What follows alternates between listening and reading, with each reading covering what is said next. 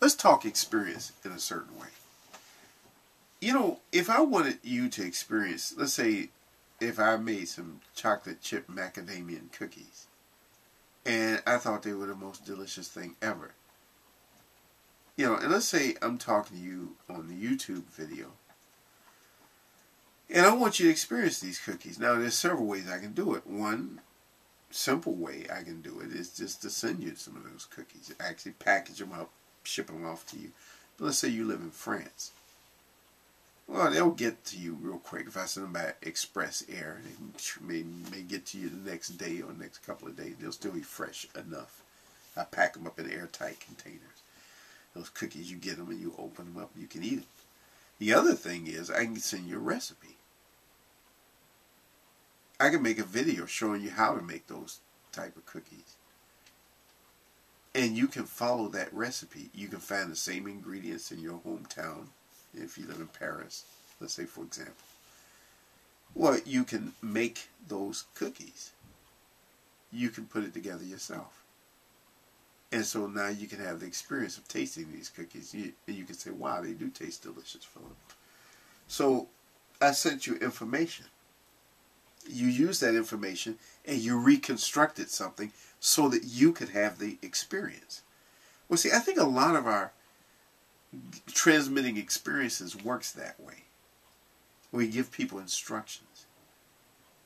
See, I think a lot of time in religion it works that way. And it works that way in a lot of other things. Where we try to give people an ideal so that they can have the experience.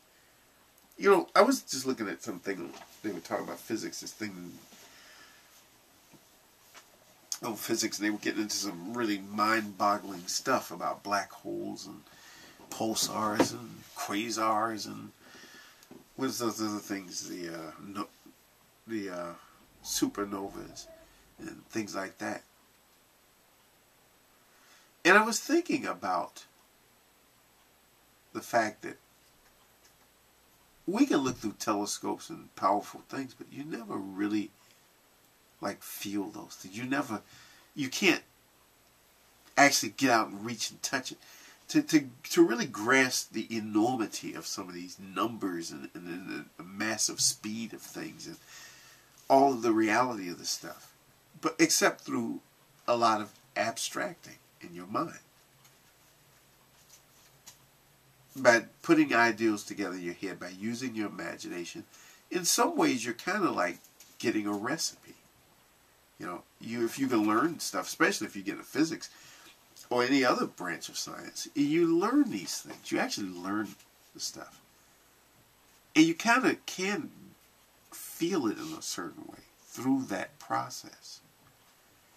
You know, I actually understand that a lot with language, you know, learning how to speak another language.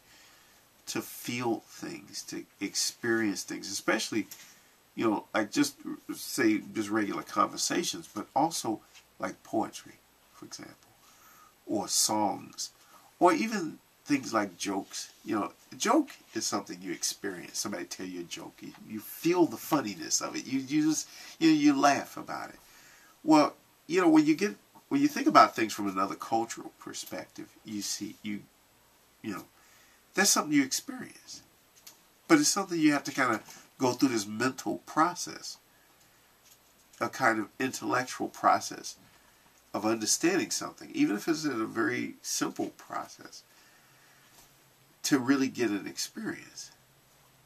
It's always interesting to me, even when people speak the same language, and it's me, you know, my friends from Great Britain would understand this.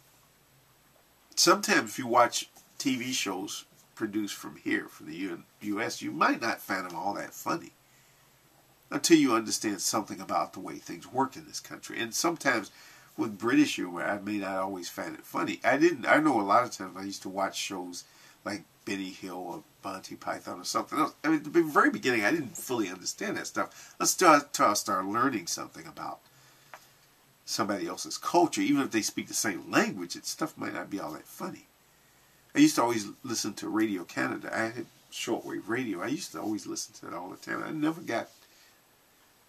I shouldn't say never, but sometimes I didn't really get 100% of their humor. But you have to learn something. You have to kind of understand something about the history of things, about, like, especially when they talk about politics and things. Understand how the government works and everything. And yeah, then at that point you can see where that's funny. You know, when, yeah, that's funny because from a different perspective. It's just interesting how things like that work. How in our minds we're all kind of like giving each other recipes, so to speak, without, and it's just a metaphor. I'm using recipes as a metaphor. I have a little bit of a cold, so I might sound a little bit different right now. But the thing is that we try to understand each other and give each other experiences. Sometimes we describe things. We describe a place we've been to or an experience we've had. We're really kind of giving people a recipe so in their mind they can use the power of their own imagination to sort of have a virtual reality experience of something. You know, I remember one time someone was describing what it was like to skydive. I've never been skydiving, but they were giving such a vivid description of it. I could almost feel it, you know, jumping out of the airplane, the air rushing by, everything, you know, the whole thing. You feel that because you, in your mind, you kind of creating that experience. You know, it's like when I'm describing places I've been to that other people have never been to. And so they can kind of have an experience from that. It's just, it's interesting how our minds can do this, how we kind of create virtual reality experiences. Kind of like giving someone a recipe for something. Here's a recipe for what it's like to be in this situation, or here's what it's like to be in this situation, or to grow up in this culture, to grow up as this race, to grow up, you know, with this particular issue. You know, somebody might have a certain handicap and they try to explain to you what that's like. And it's giving you an experience. Sometimes people have experienced things that I don't want to experience. Like my father, when he talked about his experience of fighting in the Korean War, you know, what that's like. I don't ever want to fight in a battlefield.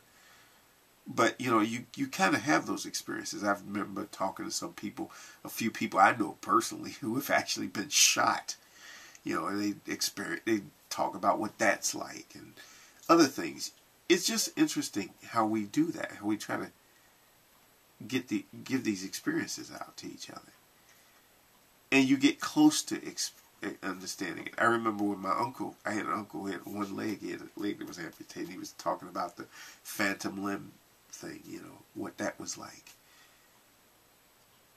But experiences are something that you don't just get it purely from what your senses tell you. You get it from putting things together in your imagination.